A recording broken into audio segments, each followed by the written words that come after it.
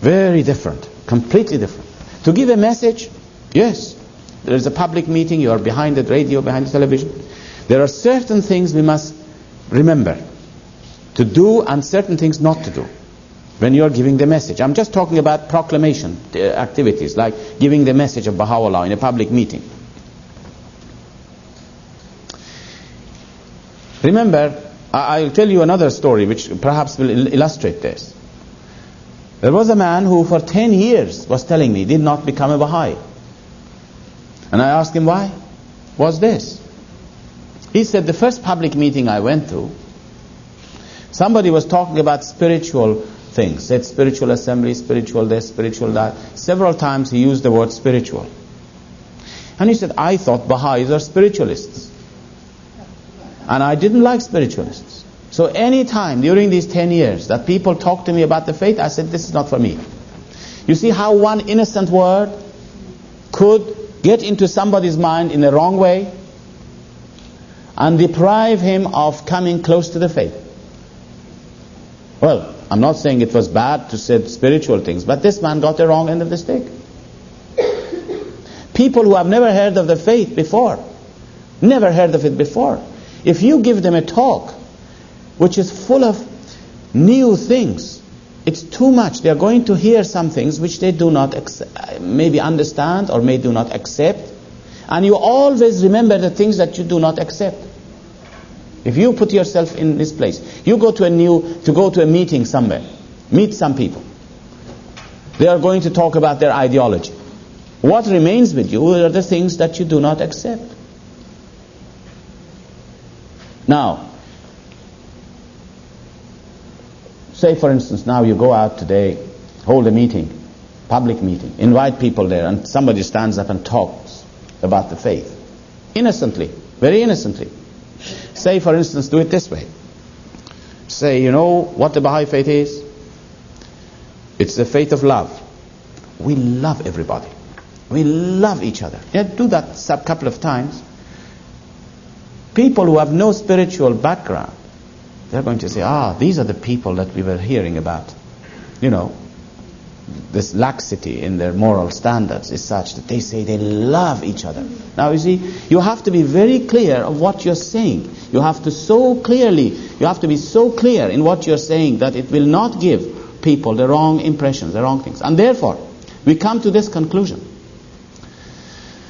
that in such a talk which is given to the public, giving them the message of Baha'u'llah, not teaching them, we must be concise, we must weigh our words, we must not confuse the mind with a lot of names and histories, starting from Shiraz and the Bab and then the Siachal and Tehran and Baha'u'llah and Adrianople and Akka and Constantinople and the house and the Abdul Baha and Shoghi Effendi and the House of Justice and the teachings and the laws. This, you're killing him.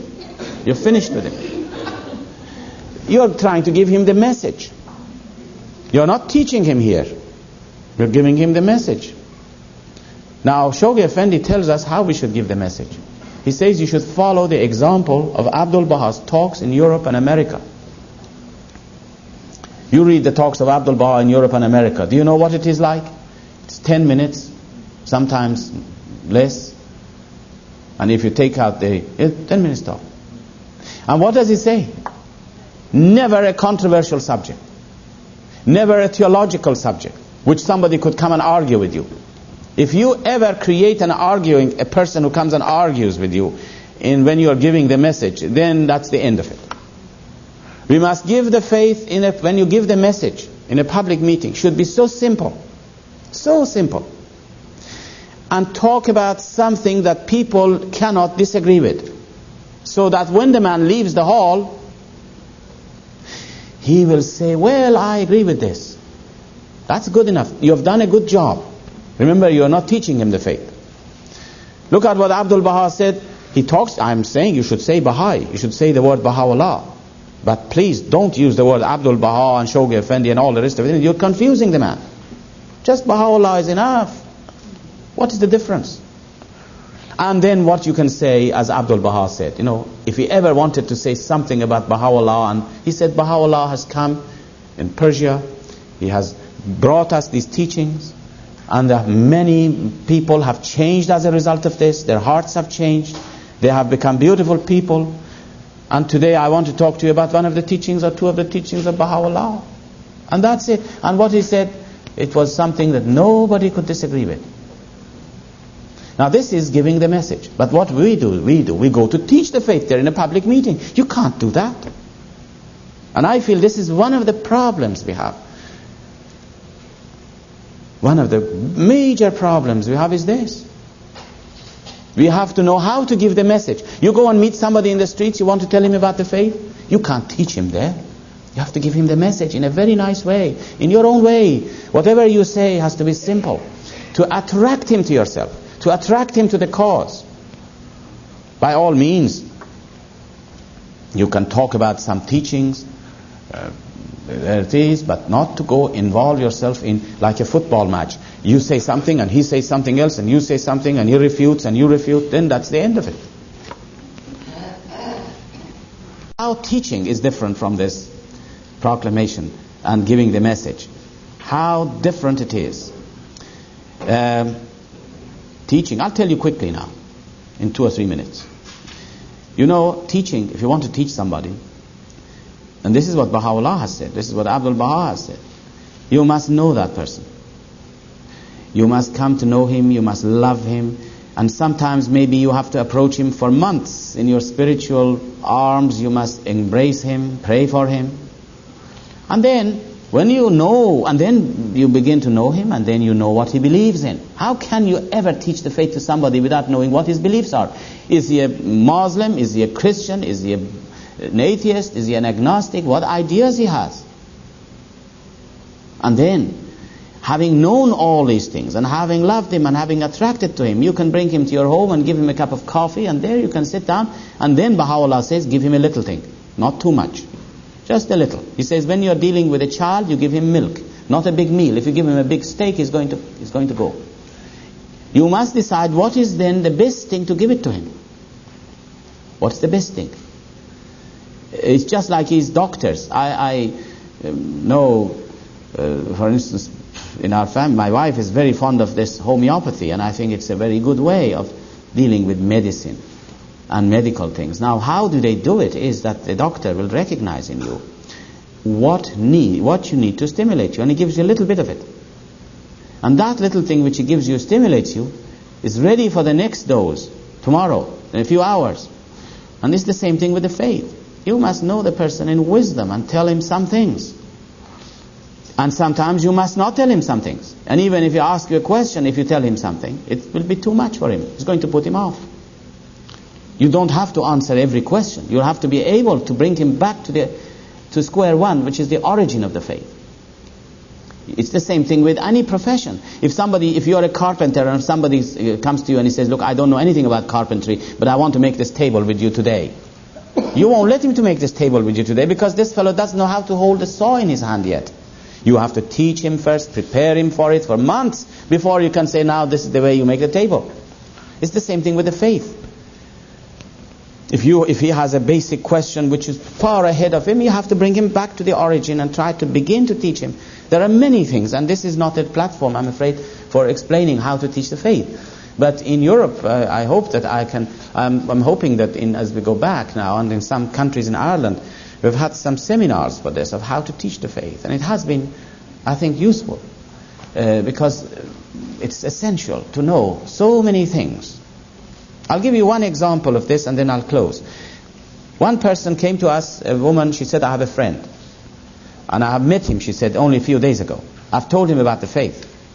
And I want you to talk to him. I said, well, I can't talk to him unless I know what he believes in. How can I tell him anything? Oh, she said, he just knows about the teachings. He's an open-minded person. He's an educated person. Anyhow, he came to our house and we sat down, and it wasn't in our house, it was somewhere else. He came in and he said, well, look, I've heard about your teachings and I like it. And I saw he's a very enlightened man, a businessman, very educated and so on. But he said, one thing I cannot accept. I want my freedom to drink alcohol if I want to. Nobody's going to tell me I shouldn't. I know when to stop, and I know I'm an adult, and this and that. Now, what am I going to do with him? If I begin to tell him all the bad things about alcohol, he is going for hours to argue with me. When we are going to enter into argument like a football match again, backwards and forwards. He says it and I will say it, and this is no use. But you know, if this man becomes a Baha'i, this would be no problem for him. He'll give it up. Isn't that right? This will be finished. There's no problem. Now for me to try to explain to him the good points and the bad points is very premature. So what I said to him, which was surprising, this lady was surprised. I said, don't worry about alcohol, it can be resolved. Oh, we can resolve this way. Now this man thought I'm saying that we can give him a special dispensation.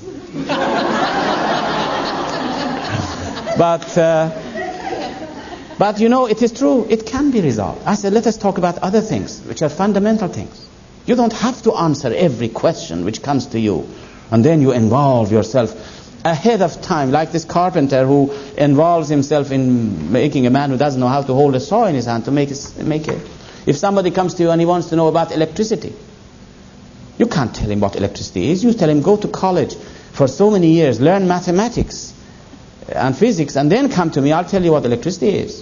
It's the same thing with the faith. If somebody jumps ahead of you, you have to bring him back to the origins. These are some of the techniques that we have to have in teaching the faith. You have to be wise in teaching the faith. Well, now, friends, I think we are far exceeded our time, and that we will probably come back again this afternoon. Maybe. We'll see what will happen. What time it is, Mr. Chairman? 1:30. Oh, you have to eat very fast. This is one thing. Oh, I see. There are a lot of questions in here, and well.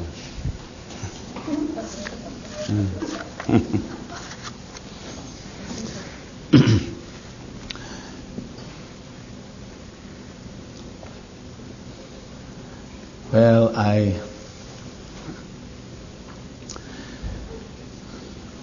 I'm beginning to feel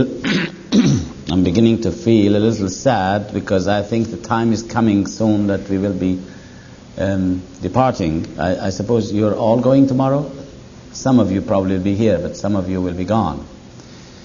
And but it has been a marvelous time. I really have enjoyed every minute of it, I must say, being with the friends. And let us go straight away into the subject we were talking. It was about teaching, if you remember. And I was explaining that one of our problems, I believe, is that in our methods of teaching, that we have to learn. We have to learn, first of all, the difference between these two aspects of presentation of the faith. One is the giving the message and proclamation, and the other is personally teaching and confirming a soul, which is very different thing altogether. Now you see what I meant when I said that if you go into a public meeting and you begin to teach the faith, as we often do at our homes, in firesides, then you could in fact say things which could put people off who are not, you do not know them. You do not know their feelings, their ideas, their backgrounds. And that what we should do is to adapt our talks to their condition by giving them those teachings which are pleasing and which are not controversial, don't open up controversial subjects or theological subjects when you are giving the message, but just really attract them to the cause, attract them to yourself by giving them something of the teachings which they could leave the room with it and say, that was very nice. But when we're teaching the faith, well, as I mentioned, we have to do things, we have to warm up the person with the love of God. And another thing which is very important in teaching is put yourself out of it, really. Let us not bring ourselves into it. The minute you bring ourselves into it, then this becomes a barrier. We must always, whenever you teach the faith, you must never go alone. And this is one of the very basic principles. Never go alone to teach. Always bring with you Baha'u'llah. And this will enable us to then win the hearts. But Baha'u'llah, it's not always easy to bring Baha'u'llah with us. I want to also mention that. He does not come with us unless we let him. We must let him to come with us. And this you might be surprised to hear this. We must let him to come with us. He cannot come otherwise.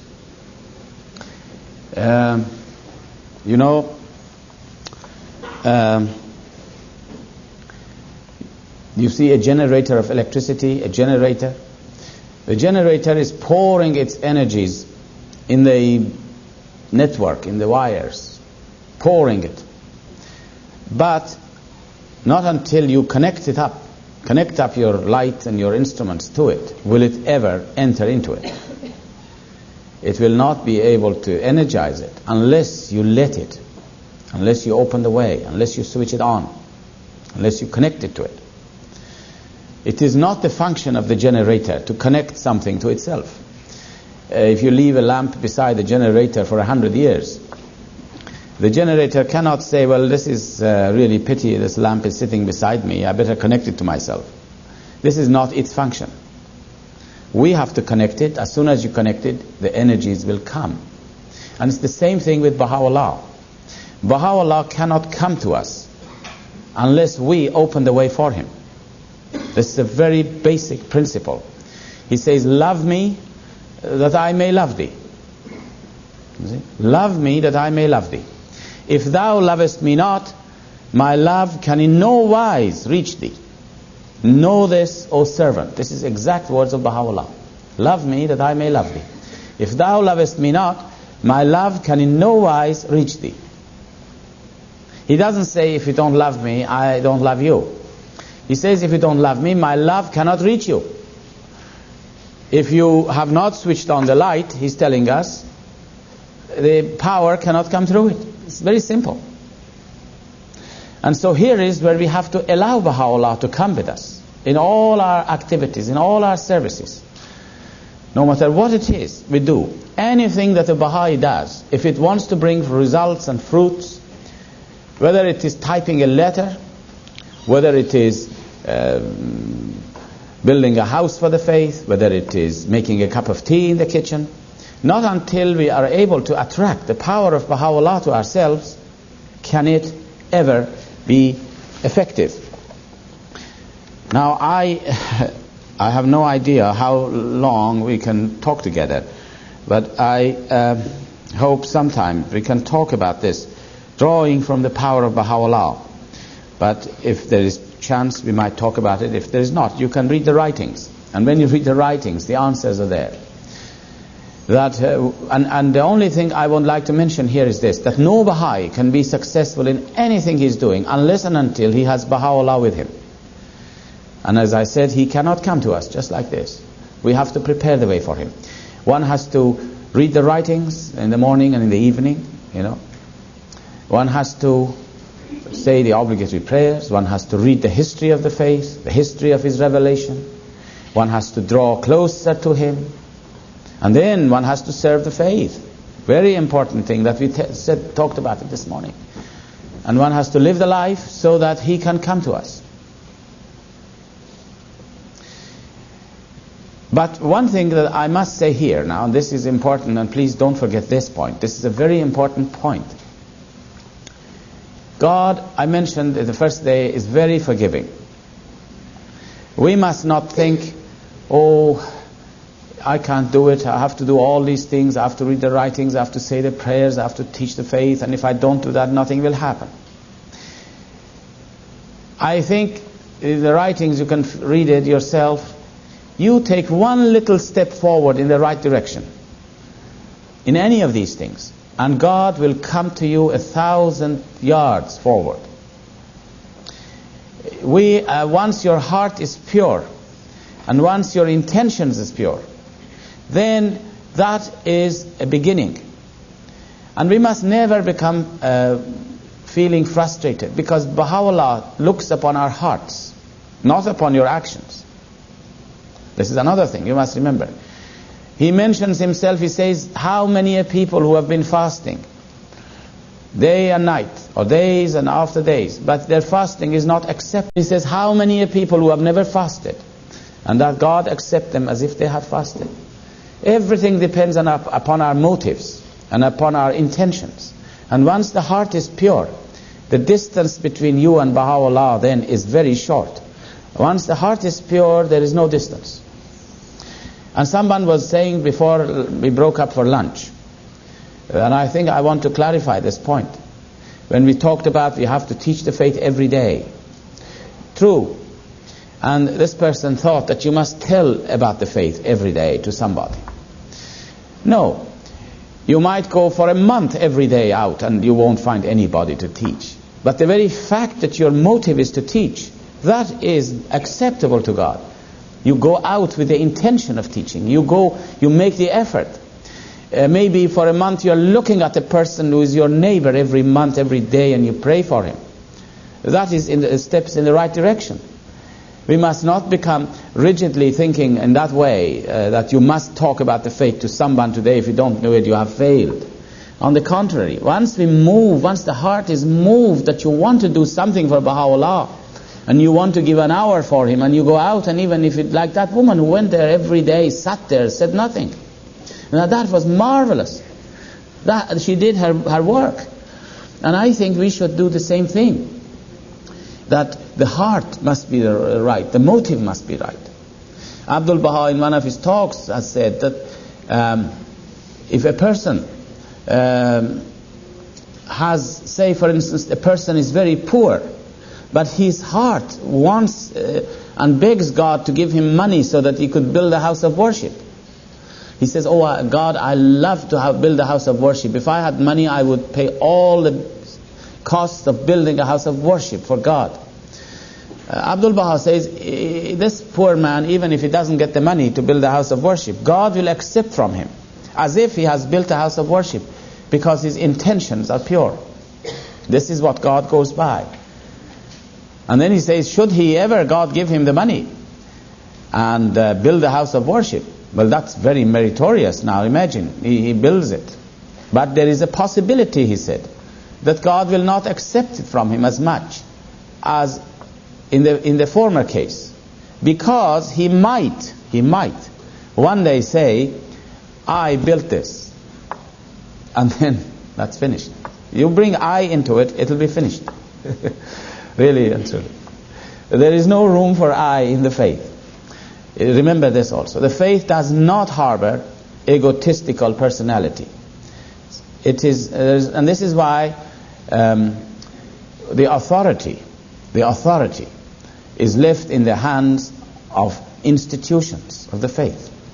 The elected institutions of the faith have the authority. The local assembly has an authority to decide, to make a decision. No one else has a right to make a decision or to give. Now I can mention this to you in here, for example, that we have, as you know, in the faith, two types of institutions, the elected and the appointed institutions. The authority is with the elected institutions of the faith. The other institutions of the faith, which is that of the counselors and the board members and so forth, and the assistants, they have no authority. They have a sacred function, but no authority. The authority lists with the institutions of the faith, and that we all will obey that authority. So you see, individuals are cut off here.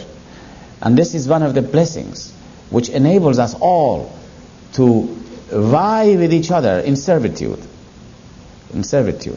Abdul Baha says that it is not possible to serve God because God is exalted above our service. He says if you want to serve God, you will have to serve the friends of God, the beloved of God, the friends, the believers. And this is, I think, this is why Abdul Baha says, this is the thing which I feel is the most beautiful thing he has said for all of us, as a guide, as a lesson. He says, make me as a dust in the pathway of thy loved ones. And the loved ones of God is the person who may not have any knowledge, may not have any understanding of the faith as much as you have or I have, but he is the loved ones of God. Just the believer who says, I believe, and he or she becomes a Baha'i and throws herself into the cause of God. And as I said this morning, we look into each other's faces and we see a beautiful sign of BAHAULLAH, and that is the loved ones of God.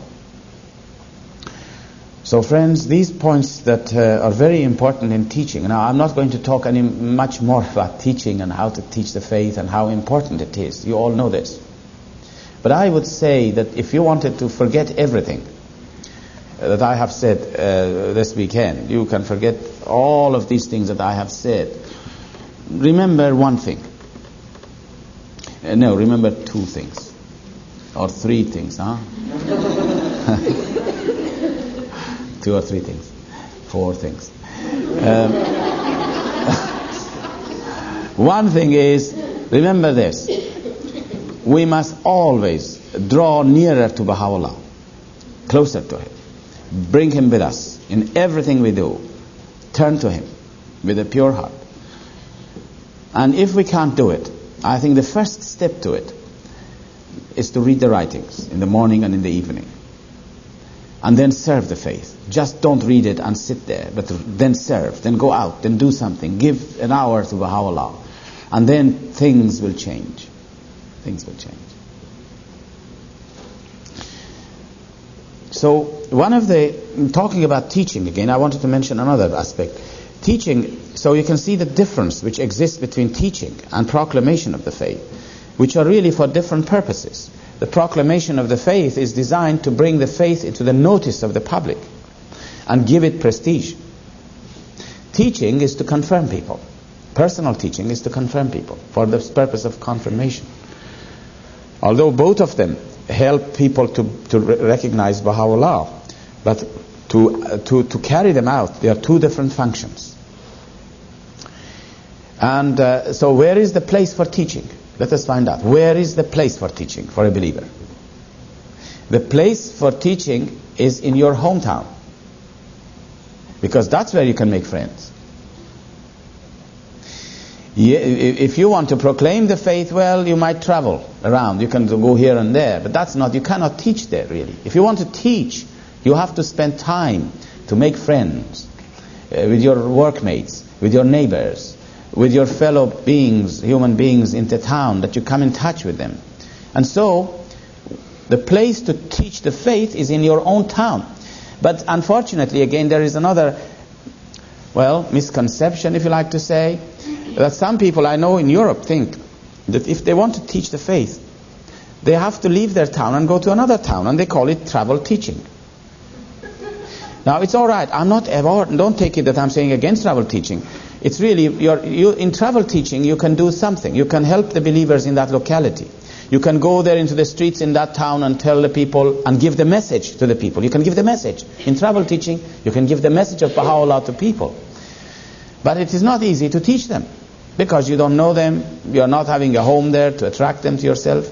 Also, you must remember, it's possible, of course, it's possible that you come across a person straightforward. You must also remember this, who is so open, who wants to know about the faith. There you don't have to wait to make friends with him. He's already friends with you. He says, tell me about the faith. I want to know about it. Then you invite him to your home. And then you don't rush into telling him everything. Just find out what he believes in. Let him say it. This is very important. Let him say things. Baha'u'llah once said that, look at the master. He is an example, he said. When somebody comes to him, the master first listens to him. And he listens with such genuine interest that the person thinks that the Abdul Baha is learning from him an awful lot. And he says he lets him say a lot of things.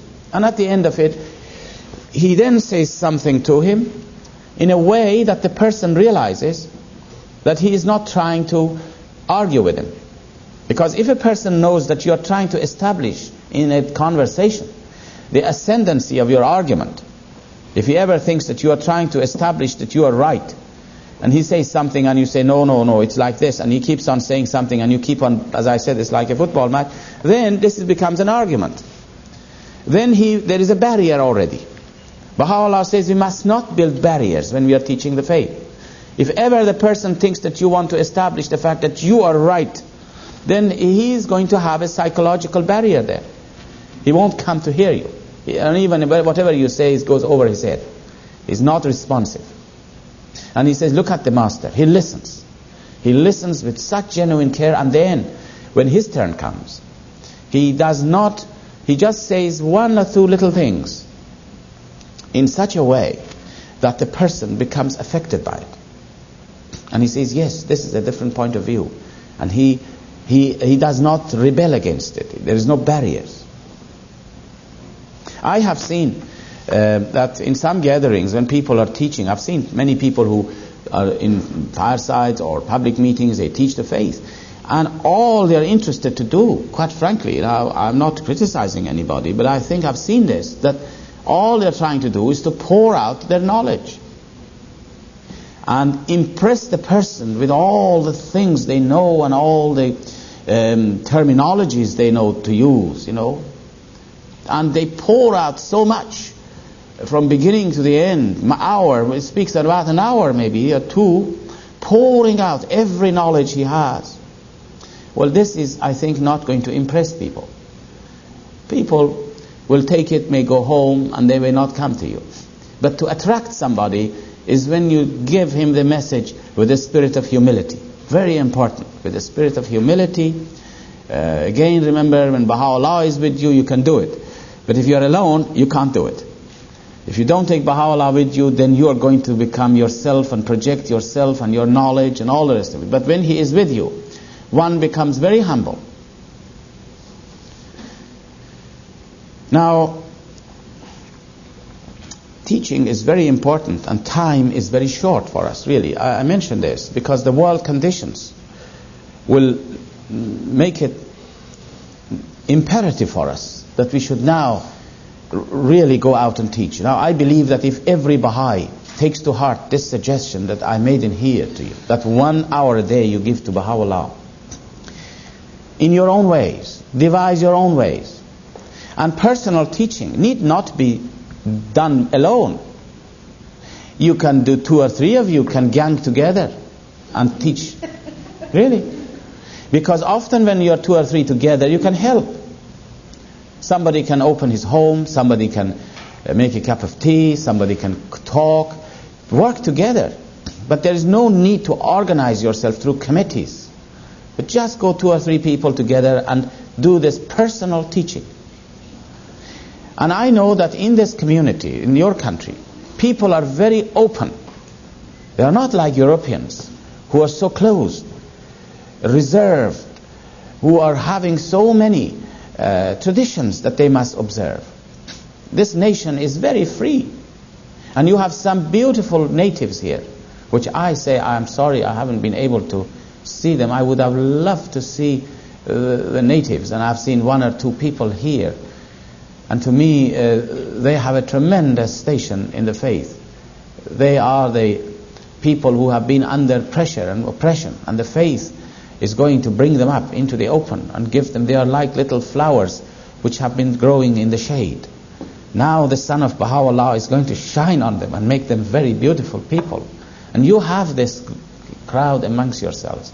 And I believe that if all of us together determined to give 1, 2, 3 hours a day to Baha'u'llah for teaching actively, go out, and if nothing happens, come home again. You've done your job. Just like that woman. And then put your trust. Another thing you can do, you can test Baha'u'llah. Try him. See what he'll do to you. Really, put him on the spot. Put him on the spot. Baha'u'llah says, if you arise, I will assist you. Take his word on its face value. I have seen some people who have done this, and they come back and they said it works. Shoghi Effendi says, let those who doubt, let them try. Well, you try this. Bring Baha'u'llah with you. Do all the little things we said, or not the little things, but the important things. Those points that I've been talking since yesterday. Put them into practice for a while, and then do this. And the whole community will begin to become a new force. And I know that you are very blessed to have here marvelous institution of the counselors, a marvelous person who is here working with you, and the board members who also are the embodiments of really detachment and love for you all. And what I've heard, they're so loved by the friends that you have got everything to your advantage. When I said time is very short, I'll tell you a story here to just remind you of it. This is a Persian story again. And in order to tell you the story, I have to first bring you up to some ideas that you may not be familiar with. In Islam, it is said that on the Day of Judgment, they are going to have a big bridge set up. God will establish a huge bridge, long bridge, which is 70,000 miles or something long. And they say it is sharper than the sword, and it is hotter than fire, and it is thinner than a hair, and you have to walk on this. Why would you like that? And if you ever fall, if you've had it, you go down. You see, the fires will consume you right away. But if you could go the 70,000 miles on a journey like this, which is as sharp as the sword, as hot as the fire, and as thin as the hair, then you're all right. And they say that everyone must pass through this when the day comes. Well, the story begins in here that there was a man who was a holy man, and he was a marvelous person, and he used to teach the faith and live the life in accordance with the teachings of Islam. But next door to him was a man who was really the opposite. He was a man of vices and full of vices. And in Islam, it is a commandment that every individual must tell, if you are a good man, you must help the bad man to live a good life. You have a right to go and tell him, why do you live like this? Come and live like me, for instance. Well, of course, this is forbidden in the faith, you know that. It's a good thing, otherwise we would be talking to each other quite a lot.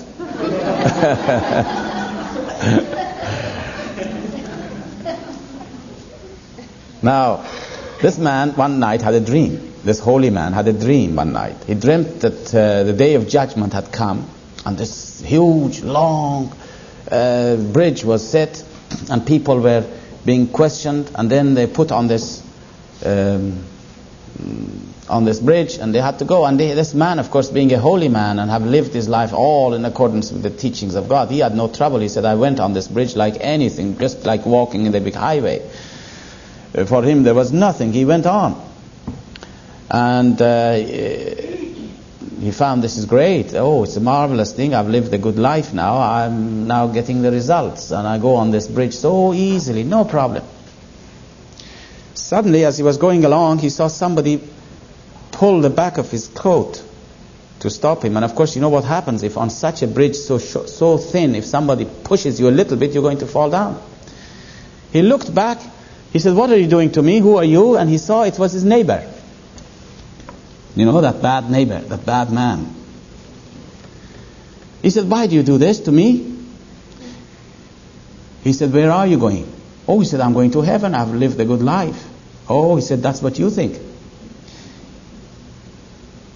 I am not letting you go to heaven. Why didn't you tell me? Why didn't you help me when you were my neighbor? Do you think I'm going to let you there? Oh no. And he pulled him down, and the two of them went down, and the fires consumed them. That was the end of him. And he woke up. And he woke up and he realized the significance of this dream. And middle of night, he woke up his wife, and he said, this is what I've dreamed. I should have helped this man next door to me. I should have taught him the faith and helped him. And so he put on his coat and his clothes in the middle of night to go and tell him. His wife said, why are you doing it now? Just wait till tomorrow morning. He said, how do I know I'm going to live till tomorrow morning? I have no time. I must tell him. Now I think this is really a very good story for us. And someone described hell being in the next life, when all our friends come to us and they tell us, why didn't you tell me? That'll be hell. And I feel that this is true. We must really arise and tell everyone who comes across, anyone we see, we must give him giving him the message and attracting him and gradually teaching him the faith. We must not be in the habit of wanting things to happen instantly. You see, we are so much living in a world of instant things, instant coffee, instant potatoes, instant things. You press the button and things, of course in America here it's like this, is it? You press the button and things will happen for you. Now, you cannot have instant Baha'is. You have to teach them, you have to spend time with them. That's why Abdul Baha says at least one person in a year you can bring into the faith. I remember, I'll tell you one story here, and just to give you an idea of how one has to be, one teaches the faith with great wisdom. You have to use wisdom here.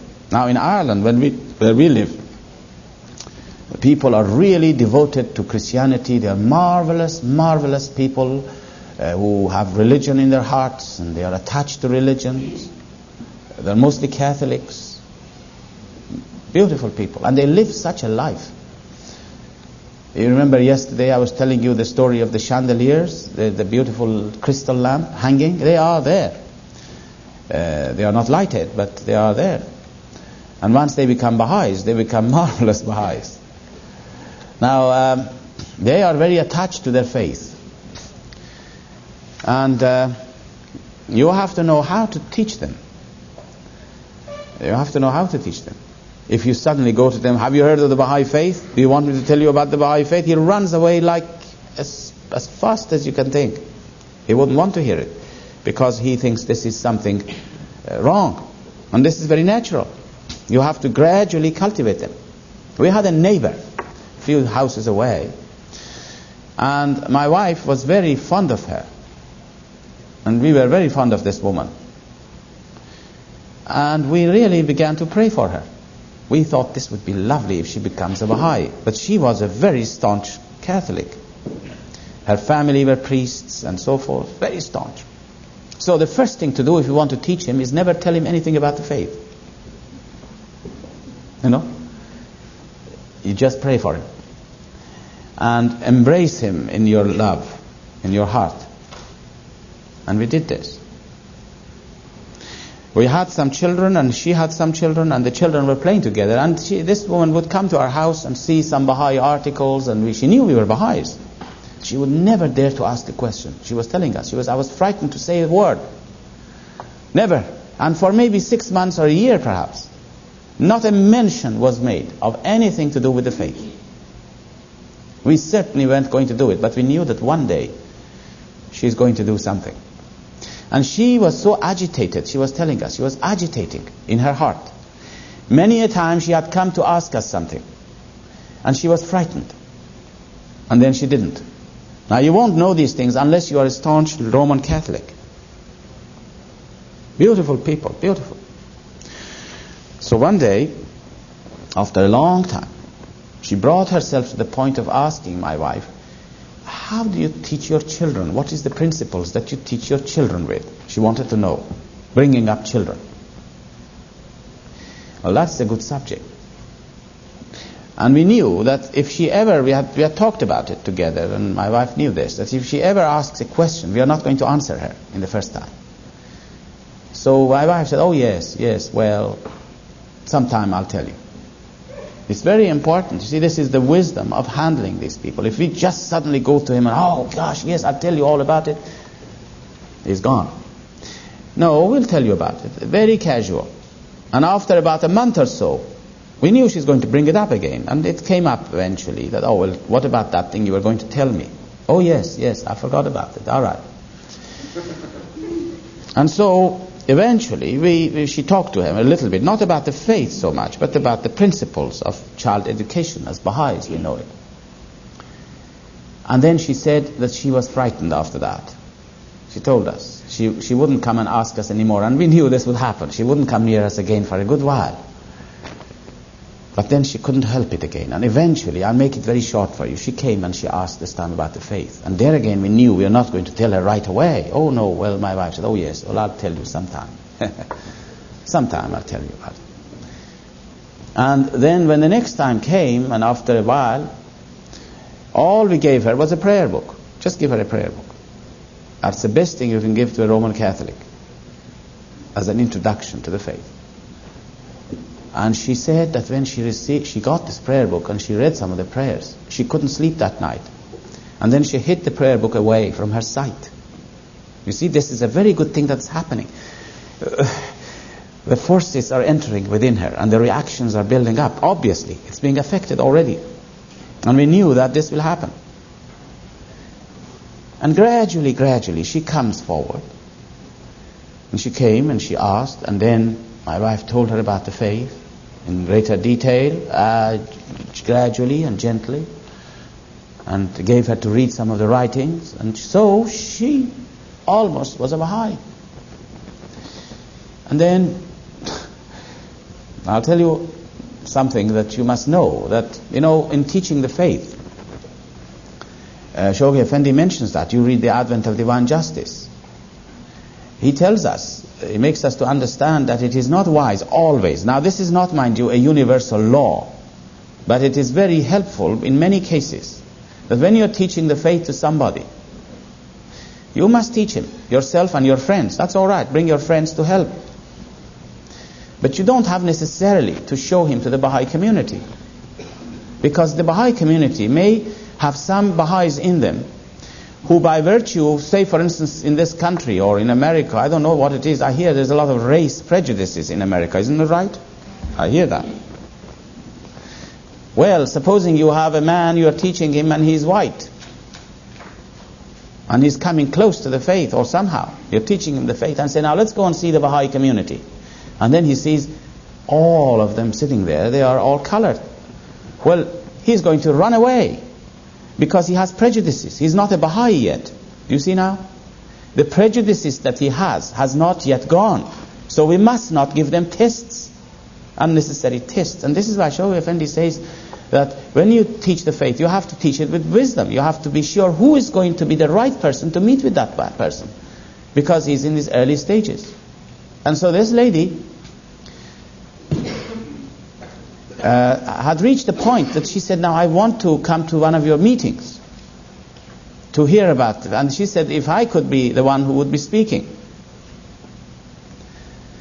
So I said, all right, well, if she wants me to speak, let us arrange a meeting in some Irish friend's home and invite 2 or 3 Baha'is, and then I'll go and we can talk. So the night was set. And half an hour before we were due to leave to go to this house, because by then we have moved our residence from there, the host telephoned and said, the house is full of people and a lot of Persians and others have come. They have heard that I was going, and the whole house is full. Now I knew this is bad for this lady. If she now comes up and sees this Baha'i community the way we are, consisting of so many different backgrounds, she is going to probably go through a great unnecessary tests.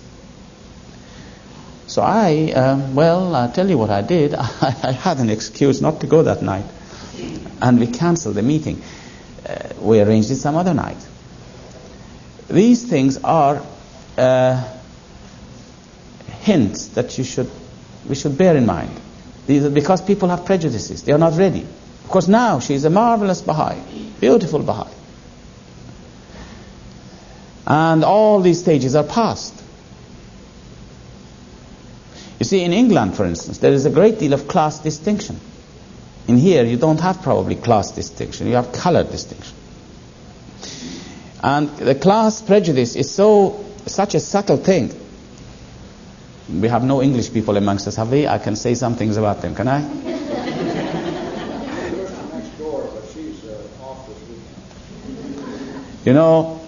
The English people, all you have to do is to talk.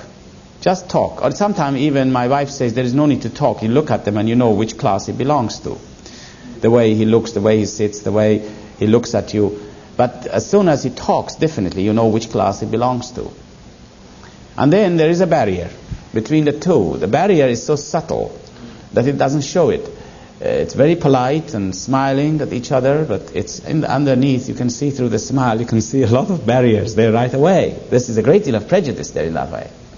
Now I remember we had a marvelous Baha'i teacher, Kathleen Hornell. She's passed away, a beautiful person, Lady Hornell.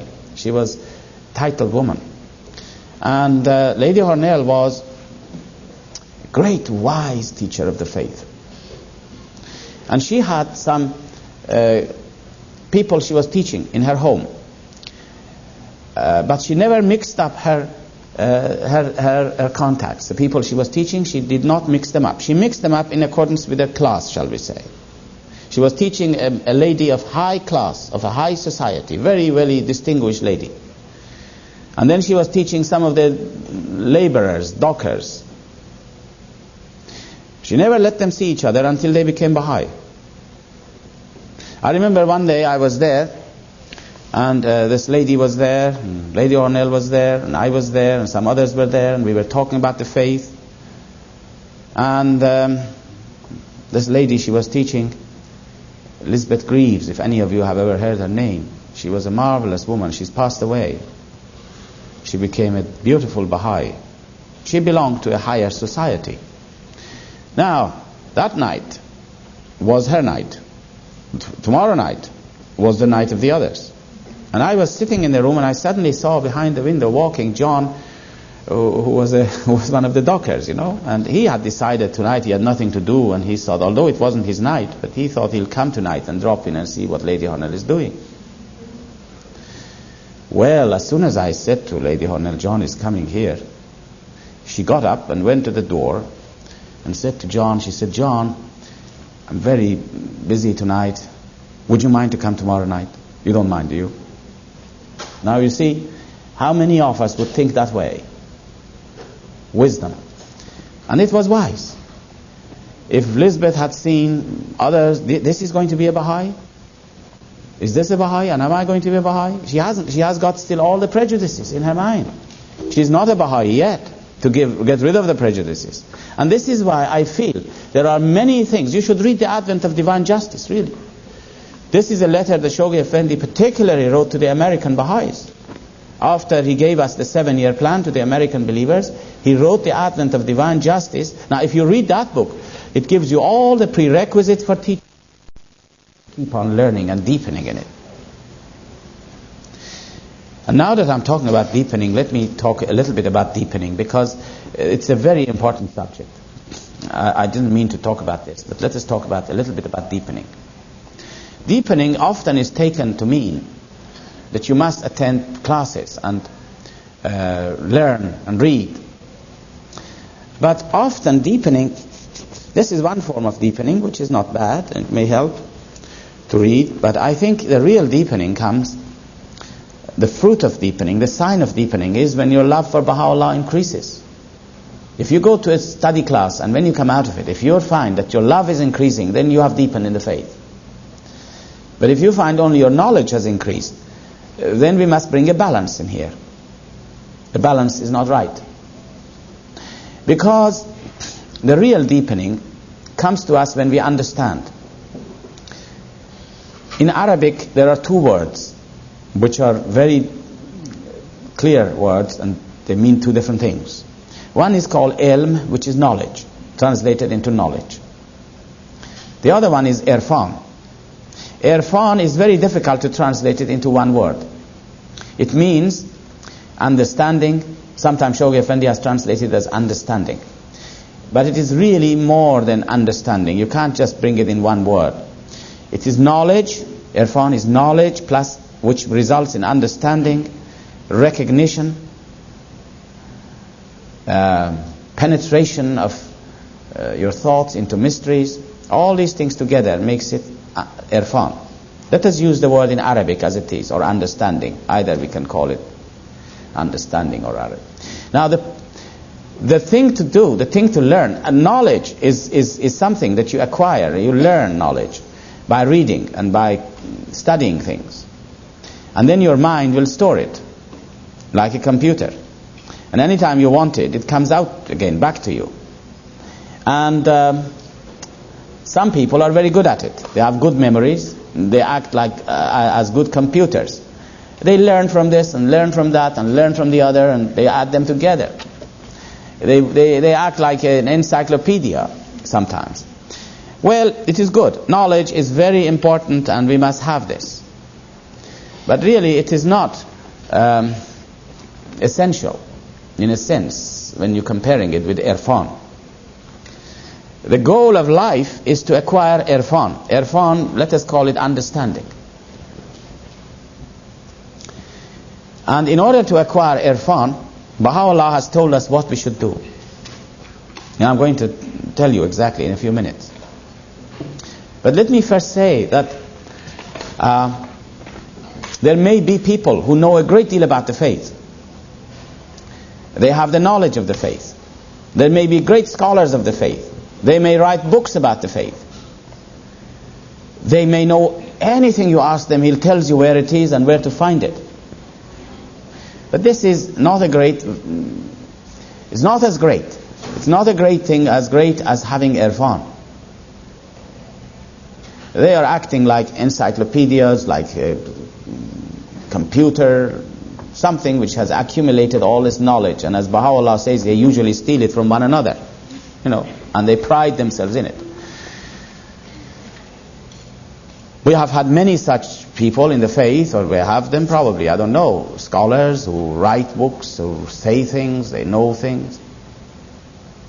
But the man who has Earphone, he may not be even educated. But you ask him anything, and it comes out of his heart.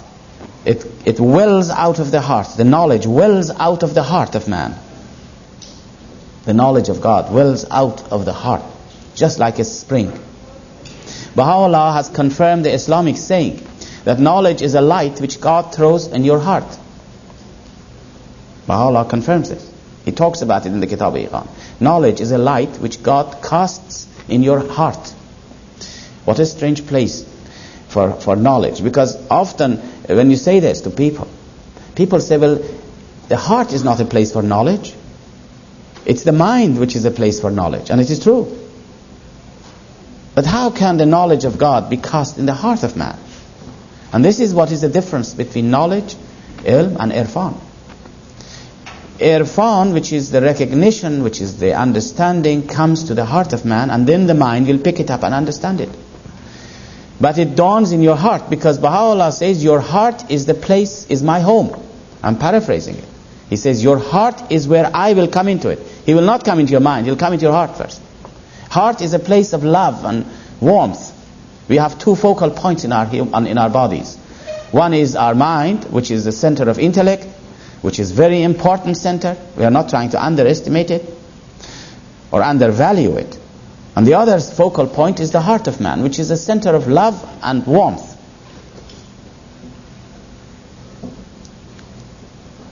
And Baha'u'llah says that God always comes to your heart. He says, this is my home. And many a times he says in the hidden words and other tablets, he says, many a times I came to your heart, my home. I found there was a stranger in it. And then I left. And do you know who that stranger is? Ourself. Attachment to the things of this world. The most formidable form of that attachment is our own self. Attachment to our own self. The love of oneself, the ego.